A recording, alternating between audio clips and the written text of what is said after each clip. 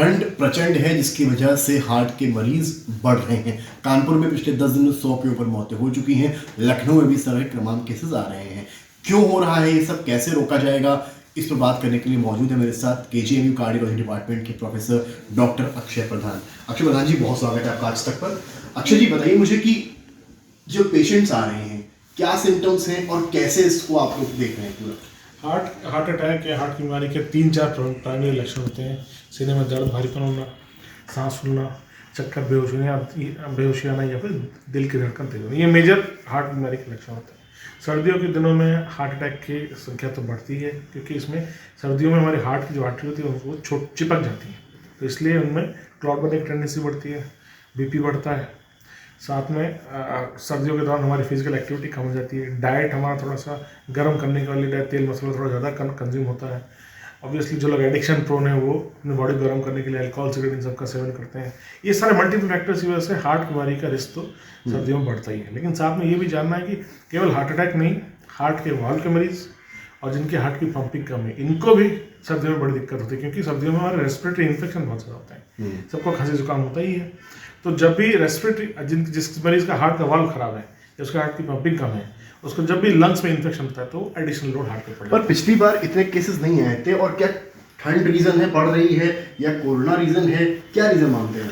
ठंड तो मैं नहीं, पिछले 2-3 सालों के मुकाबले इस बार ठंड तो बहुत ज़बरदस्त पड़ी है।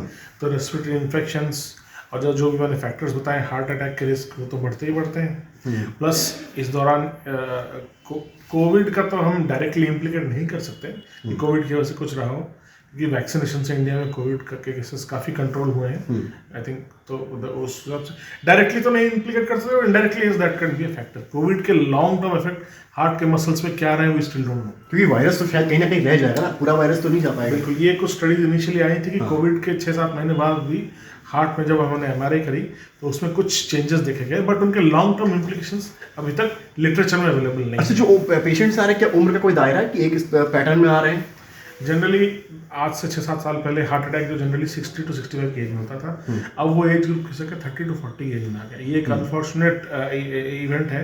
अक्रॉस द ग्लोब देखा जा रहा है कि यंग लोगों में हार्ट की बीमारी की संख्या बढ़ रही है। दिस इज अनफॉर्चुनेट इवेंट, क्योंकि यंग लोग जो हमारे सोसाइटी के एक्टिव वर्किंग क्लास होती है, उनको जब हार्ट अटैक होता है तो ओवरऑल वो जो उनका जो वर्क कैपेसिटी कम होता है तो ओवरऑल उनकी फैमिली पे बर्डन पड़ता है एंड ओवरऑल एक सोशल डिस्ट्रेस प्रोड्यूस करता है। ये वीडियोस भी तमाम आते हैं जहाँ पर देखते हैं आप यंग लोग हैं, चल रहे हैं, गिर गए। ऑब्वियसली सडन कार्डियक डेथ जब होता है तो पहला कॉज तो हम लोग हार्ट अटैक को ही लेते हैं, but there are other factors then heart attack जो कि सडन कार्डियक प्रोड्यूस कर सकते हैं, जैसे टेकियारिथमियाज, वेंट्रिकुलर टेकियारिथमियाज, मतलब हमारे हार्ट के जो आयन चैनल्स हैं, सोडियम, पोटेशियम, कैल्शियम, इनमें अगर गड़बड़ी हो तो हमारी हार्ट की धड़कन अचानक से सडनली एक्सरसाइज या बिना एक्सरसाइज के 150, 200, 300 हो जाती है तो आदमी बेहोश होकर गिर जाता है।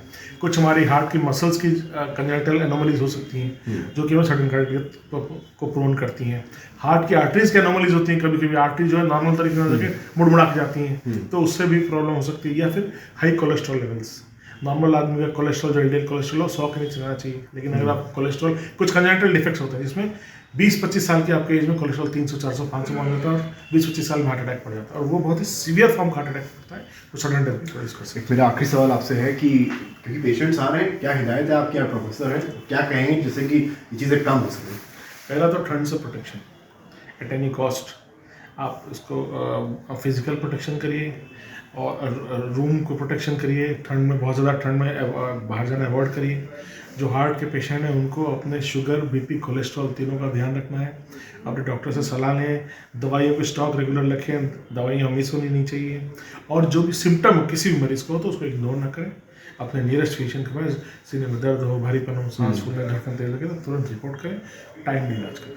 बहुत शुक्रिया। तो ये थे हमारे साथ डॉक्टर अक्षय प्रधान, प्रोफेसर कार्डियोलॉजी डिपार्टमेंट केजीएमयू। इन्होंने बताया किस तरह से आप बचाव कर सकते हैं। ज़्यादा ठंड अगर आप हार्ट के मरीज़ हैं, घर से निकलना अवॉइड करें, और अगर ऐसा लगता है तो तुरंत अपने नियर फिजिशियन को दिखाएं और हॉस्पिटल में आएँ। कैमरामैन रोहित के साथ समर्थ श्रीवास्तव, लखनऊ, आज तक।